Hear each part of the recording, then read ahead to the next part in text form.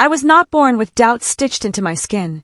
I was born whole, curious and unfiltered, awake to a world that felt like it breathed with me, looking at the sky as if it were a window rather than a ceiling, staring into the eyes of strangers without fear, laughing without needing a reason, and dreaming without the permission of logic.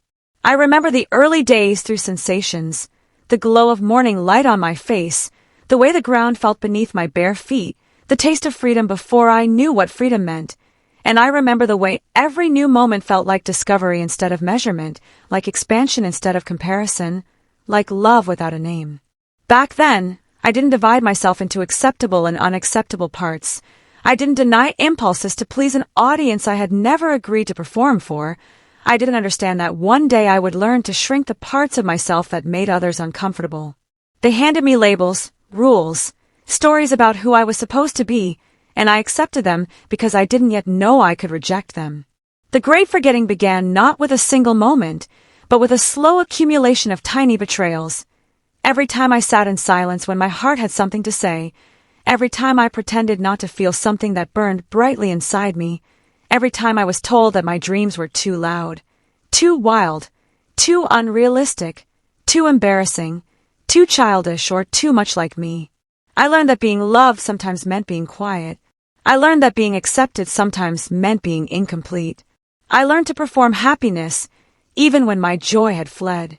In school, they graded creativity like it was a skill that could be measured, and soon I stopped coloring outside the lines because the lines were more applauded than the possibility of what lived beyond them. In friendships, I hid the pieces of myself that were misunderstood because misunderstanding felt too much like loneliness.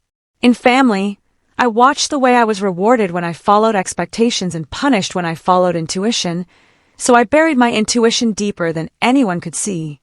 And piece by piece, I became the version of myself that caused the least disruption, the least confusion, the least discomfort, and in doing so, I forgot the version of myself that once burned with infinite possibility.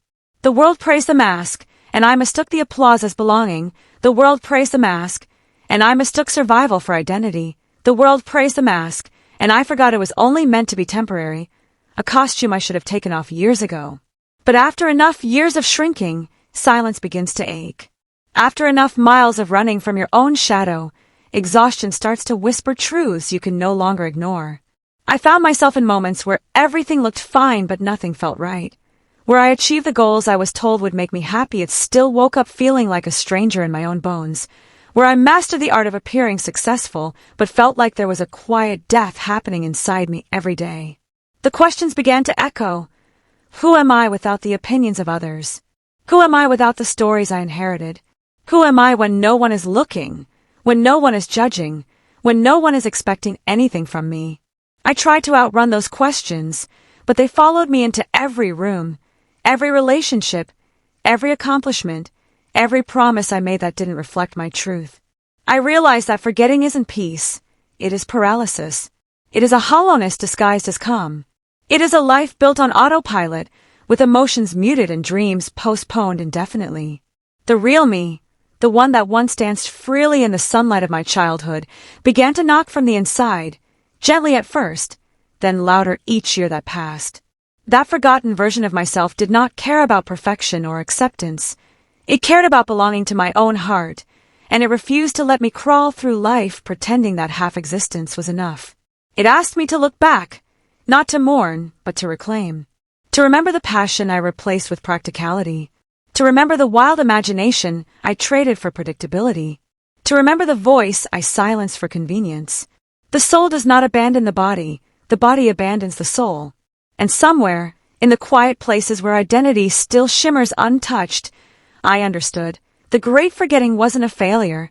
It was a signal, an invitation to awaken, a reminder that pretending to be someone else is the heaviest burden a human can carry. Now I am learning to become whole again, gathering the scattered fragments of my true self like pieces of a map that leads me home, listening to the parts of me I once ignored because they didn't fit the script, honoring desires I once buried because I thought they made me unlovable, and freeing the dreams I once held hostage behind the bars of fear. I am remembering the joy of curiosity, the bravery of vulnerability, the electricity of authenticity, the raw, unpolished truth of simply being who I am without apology. I am letting myself feel deeply again, even when it hurts, even when it's messy, even when others don't understand, because numbness is not safety, it is surrender. I am learning that discomfort is not a sign of danger but a sign of growth, that failure is not a verdict but a teacher, that imperfection is not shameful but human, and that the parts of me I hid in the dark were not flaws but flames waiting for oxygen. The great remembering is not a sudden transformation. It is a slow, honest reunion with my own soul, a returning to what was always there beneath the noise of expectation. With every truth I reclaim, I feel the weight of false identities fall away. With every moment I choose self-trust over self-doubt, I feel my inner world expand. With every step I take toward the version of me I abandoned, I meet a familiarity more comforting than any approval I have ever chased. I am not finished remembering. I am only beginning, but each day I rediscover something radiant, my laughter echoing without restraint, my imagination dripping with colors too vivid for conformity, my heart guiding me like a compass that never forgot the way. I look into the mirror now and see not a reflection of who they told me I was, but a survivor of forgetting, a seeker of truth, a soul waking up from a long, restless sleep. I did not lose myself. I simply looked away, but I am looking again, clearly, bravely, relentlessly, and I will not stop until every forgotten piece of me is home.